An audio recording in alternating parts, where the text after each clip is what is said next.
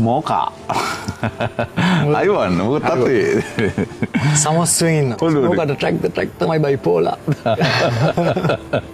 සෑහෙන වේදනාවක් දුන්නා අම්මට අම්මත් මාව අතෑරියා නම් එහෙම සෑහෙන මේ වෙනස් වෙන්න තිබ්බා මේ වෙද්දි 8 වසරේදී වගේ තමයි මට රැප් වලට ආසිතුනේ මට හිතෙන්නේ කවුරු ටොපියක් දුන්නා ඒක ඩොට් එකටම කරේ මම විතරයි ෆිලාහෙම මට රයිම් ග්‍රයින්ඩර් කියලා කියන්නේ ඔයා මේ හැමෝටම සපෝට් කරලා තිනවාට පුළුවන් විදියට සෑහෙන අර අසරණ වෙච්ච තරක් එතන ආසාව හින්දා මන්ත්‍රය පාවිච්චි කරනවට වඩා අර ඇබ්බැහිවීමත් එක්ක තමයි මේ උතන ප්‍රශ්නේ උනේ ඒකෙන් මට වැදුනා හරිද ඒ වැදුනා කියන්නේ වැටෙන්නම වැදුනා හැම ජෙනරේෂන් එකකටම ඔයා වටිනොයි කියන එක ගැන මම දන්නවා මාර ගැම්මක් ඒක මම කීපව දන්න පොඩි කාලේ නම් කීප දෙක වසරේ වගේ ඉනම් පරමාදර්ශී ගොඩක් රැපර්ස්ලාගේ ස්මෝකා මම නිදා ගන්නකොට රෑ මම හිතලා තියෙනවා හෙට ඇස් දෙක ඇරින්න නැත්තම් හොඳයි කියලා. අයියේ අර ඒ වේදනාව හරහා යන්න බෑ.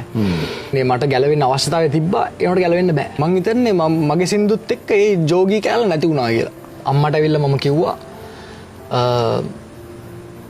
අම්මේ මට දැන් මේක බෑ. තව මේක කරන්න බෑ මට. මම අම්මා ඉස්සරහා දැන් සිගරට් එකක්වත් බොන්නේ නැහැ.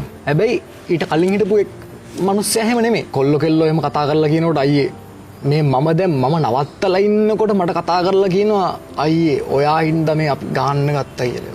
සැනි එක මම කොහොමත් කතා කරලා නැහැ. මලියව සෙට් වෙන්නේ මට 8 වසරේ 9 වසරේ වගේ.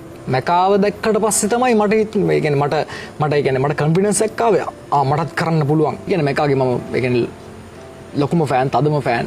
සැනිට ඒ කියන්නේ එහෙම ඩිස්රිස්පෙක්ට් නෙමෙයි. ඒක තමයි ලංකාවේ වේගෙන්ම 1 මිලියන් ගාපු ඒක පත්තු වෙන්න හේතුව මගේ ක්වික් රිප්ලයි එක මගේ ලයිෆ් එකේ අර මේ වැටිච්ච තැන්වලදී මාර ගැම්මක් වෙච්ච සින්දුවක් ඕක.